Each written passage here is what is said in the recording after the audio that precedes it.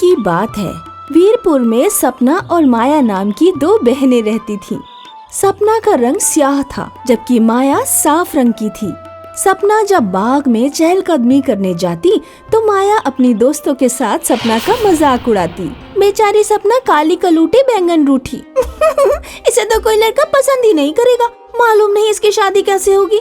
माया की बातें सुनकर सपना को बहुत तकलीफ होती है। घर जाकर सपना रोती है और अपने वालिद से कहती है, बाबा, माया अपने दोस्तों के साथ मिलकर हमेशा मेरा मजाक उड़ाती रहती है और वो कहती है कि मेरी शादी कभी नहीं हो पाएगी। रो मत मेरी बच्ची, इंसान की असली खूबसूरती उसके रंग मौफिकत में नहीं होती, उसकी सीरत और रवैये में होती है। एक ना एक दिन तुम मेरी बात जरूर समझ जाओगी। माया दिन भर जंगल में नहर के पास बैठकर अपने बाल संवारती रहती और अपने साए को नहर में देखकर कमर अदाएं करती। इस पूरे इलाके में मुझसे खूबसूरत भला कौन होगी? जरा देखो तो मेरा रंग कितना साफ है। जरूर मेरी शादी सरदार के फर्जंद के साथ होगी और सपना और बाकी लड़कियां इन्हीं झोपड़ियों में सड़ती रहेंगी। हाँ।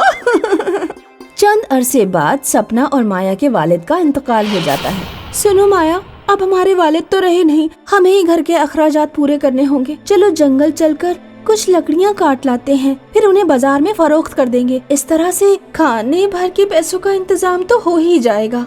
क्या तुम्हारा दिमाग खराब हो गया है? मैं जंगल में लकड़ियाँ काटने जाऊंगी? तुम्हारे नजरिए से मैं भी तुम्हारी तरह स्याह हो जाऊं? मैं इन सब कामों के लिए नहीं बनी हूँ। भागो यहाँ से, मेरा दिमाग मत खराब करो। सपना बेचारी जंगल में अकेले ही लकड़ियाँ काटने जाती है। उन्हीं लम्हात देहात के सरदार का फर्जंद धनवीर जंगल में शिकार करने आता है। धनवीर एक हिरन का शिकार करने के लिए हिरन के पीछे दौड़ता है। तभी उसका पैर एक पत्थर से टकरा जाता है। धनवीर गिर पड़ता है और उसके सर पर चोट आती है, जिसे वो गश खाकर बेहोश हो जाता है। सपना जब लकड़ियाँ काट कर लौट रही होती है तो उसकी नजर धनवीर पर पड़ती है। अरे, ये कौन जख्मी हो गया? सपना धनवीर को ले जाकर एक दरख्त के साए में लिटा देती है। फिर वो नहर से पानी लाकर धनवीर का पैर साफ करती है और उसके मुंह पर पानी के छींटे मारती है। फिर धनवीर को होश आता है। मैं लकड़ियाँ काटकर घर जा रही थी तो आप रास्ते में जख्मी हालत में पड़े थे। आप कौन हैं? आपने मेरी जान बचाई, क्या आप हमसे निकाह करेंगी?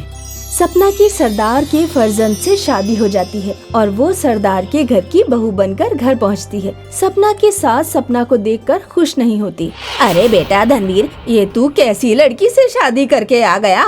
ऐसा स्याह रंग हमारे खानदान में किसी का भी नहीं है। माँ, मैं उससे मोहब्बत करता हूँ। अरे मोहब्बत ही करनी थी तो किसी हूर से कर लेता। ऐसी स्याह लड़की से शादी करके तूने तो खानदान पर दाग लगा दिया। जब बहू स्याह है तो औलादे भी स्याह पैदा होंगी। सपना अपनी सास के तंज सुनकर बहुत तकलीफ में होती है। सपना बेचारी को पता नहीं था कि उसे यहाँ भी अश्क बहाने पड़ेंगे। सपना घर के सारे काम अंजाम देती है, घर के कपड़े धोती है, खाना बनाती है, बर्तन धोती है। फिर भी सपना की सास उसे तंज कसती है। एक दिन शब में सपना की सास के पैरों में बहुत तेज दर्द होता है। सरदार और सरदार का फर्जंद किसी काम से बाहर गए होते हैं। घर पर सिर्फ सपना होती है।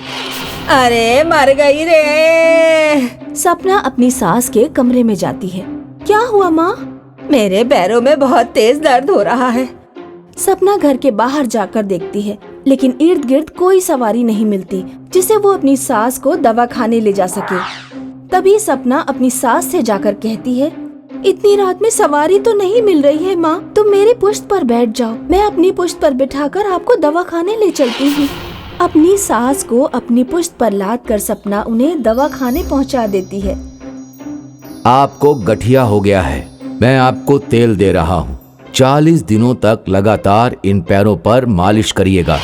सपना 40 दिन तक अपनी सास की खिदमत करती है। सास का पैर का दर्द ठीक हो जाता है। तभी एक दिन सपना की सास सपना से कहती है, बेटी तू गोरी भले ही ना हो लेकिन तू बहुत हुनरमंद है। मैं तुझसे माफी मांगती हूँ। मैंने तुझे बहुत जलील और रुस्वा किया, लेकिन अब मैं समझ गई कि असल खूबसूरती इंसान के रंग और मौफिकत में नहीं होती, उसकी सीरत और रवैये में होती है। एक बहुत ही खूबसूरत देही इलाका था रामगढ़।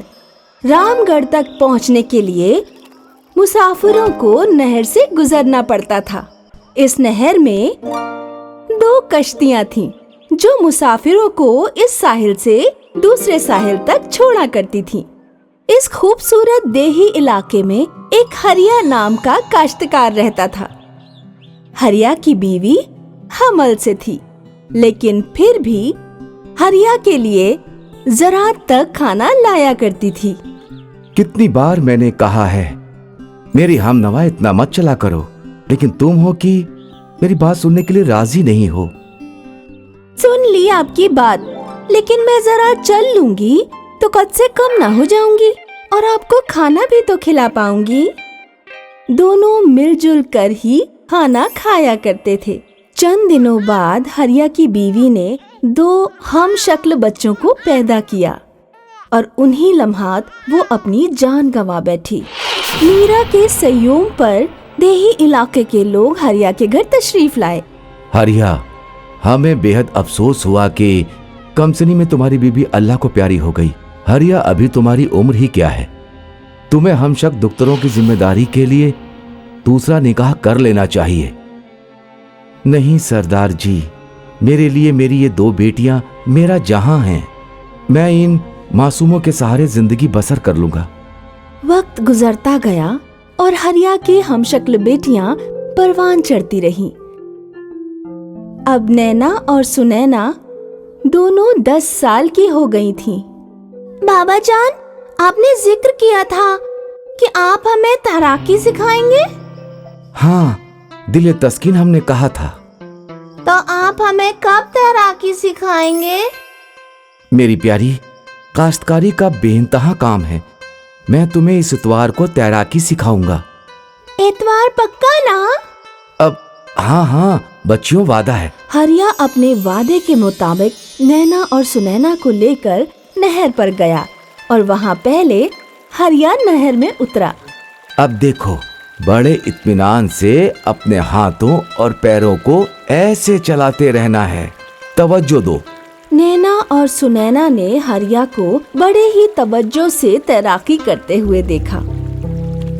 चलो नैना, अब तुम कोशिश करो। नैना ने डरते हुए कोशिश की। फिलहाल डर खौफ से नैना तैर नहीं पा रही थी। फिर धीरे धीरे समझने लगी। इसी तरह फिर सुनैना ने भी कोशिश की और जल्द ही दोनों को तैरना आ गया। फिर क्या था, हर दिन नैना और सुनैना अपनी तैराकी का मश्क करने आती। चंद दिनों बाद हरिया सरदार के पास गया। सरदार जी, मुझे नैना और सुनैना का पैदाइश का दाखिला चाहिए। वो तुम्हें मुहैया करा दिया जाएगा, लेकिन तुम पैदाइश दाखिले का करोगे क्या? मैं दोनों को देही इलाका के स्कूल में तालीम दिलाना चाहता हूँ। तुम अपने दुख्तरों को तालीम देना चाहते हो। हमारी देही इलाके की तो कोई लड़की तालीम हासिल करने नहीं जाती। तुम देहात की रिवायत को खराब कर रहे हो। कल से तो सभी लड़कियां बोलने लगेंगी कि हमें भी तालीम हासिल करनी है। तो घर और काश्तकारी का काम कौन करेगा? आप जो भी सोचें सरदार जी, मैं अपने दुख्तरों को तालीम दिलाना चाहता हूँ। आप उनका मुझे पैदाइश दाखिला दे दीजिए।